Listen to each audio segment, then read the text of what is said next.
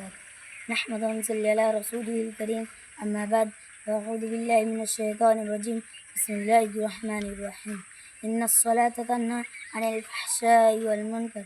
آج کی سبقہ باری انجمن میں میری تقریر کا عنوان ہے نماز کی اہمیت۔ آپ حضرات جانتے ہیں کہ اسلام کی بنیاد 5 چیزوں پر قائم ہے۔ نمبر 1 کلمہ شہادت کے اقرار کرنا، نمبر 2 نماز قائم کرنا، نمبر 3 زکوٰۃ دینا، نمبر 4 رمضان کے روزہ رکھنا، نمبر 5 اگر اس وقت ہو تو حج کرنا۔ اسلام کی ان 5 ارکان میں سے ایک نہایت رکن نماز ہے، جس کو قائم کرنے کا اللہ رب العالمین نے بار بار حکم دیا گیا ہے۔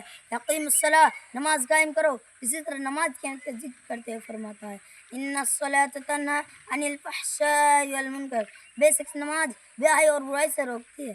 میرے بھائیوں، نماز کی اہمیت کے بارے میں بہت سی حدیث بھی آئی ہوئی ہے، جیسے کہ عبداللہ بن مسعود رضی اللہ عنہ کہتے ہیں میں نے اللہ کے رسول صلی اللہ علیہ وسلم سے پوچھا ای الاعمال افضل، کون سا عمل سب سے فضیلت والا ہے؟ قال الصلاۃ لوقتها، آپ صلی اللہ علیہ وسلم نے فرمایا ہے نماز کو اپنے وقت پر پڑھنا۔ اسی طرح حدیث میں نماز کو گناہوں کو کفارہ کہا گیا ہے، نماز کو آنکھوں کو ٹھنڈک کہا گیا ہے، نماز کو دل کا ستون کہا گیا ہے، جس کے بغیر دن کا قائم رہنا مشکل ہے۔ 10 سال کی عمر کے بعد نماز چھوڑنے والوں کو مارنا بھی حکم دیا گیا ہے، اور بتایا گیا ہے کہ مومن اور کافر کے درمیان فرق کرنے والا چیز نماز ہے۔ آئیے نماز کی اہمیت کے بارے میں ایک واقعہ سنیے۔ حضرت ابو ہریرہ رضی اللہ عنہ بیان کرتے ہیں کہ ایک قبیلے کی 2 شخص ایک ساتھ مسلمان ہوئے، ان میں سے ایک جہاد فی سبیل اللہ میں شہید ہوئے اور دوسرے کے 1 سال کے بعد انتقال کر گئے۔ حضرت اللہ رضی اللہ عنہ نے خواب میں دیکھا وہ شخص جن کا 1 سال کے بعد انتقال ہوا تھا وہ شہید سے پہلے جنت میں داخل ہوا۔ حضرت اللہ رضی اللہ عنہ پر تعجب ہوا کہ شہید کا مرتبہ تو بہت بلند ہے اور یہ شخص اس شہید سے پہلے کیسے جنت میں داخل ہوا؟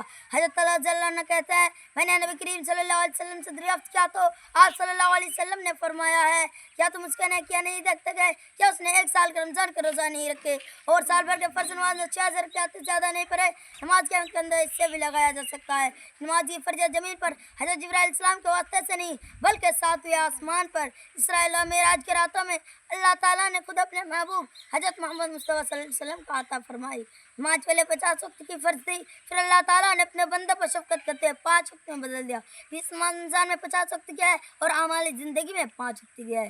میرے دینی بھائیوں، آج جب مسلم معاشرے پر نگاہ ڈالتے ہیں تو دیکھتے ہیں کہ بعض لوگ کلمہ شہادت کا اقرار کرنے کے باوجود اس کے پابندی کرتے ہیں اور نہ کوئی اہمیت دیتے ہیں۔ لہٰذا ضرورت اس بات کی ہے کہ ہم بے نمازیوں کو نماز کی اہمیت بتا کر سمجھا کر اس کے پابندی کروائے، کیونکہ حدیث کے اندر ہے قیامت کے دن سب سے پہلے نماز کے بارے میں حساب ہوگا۔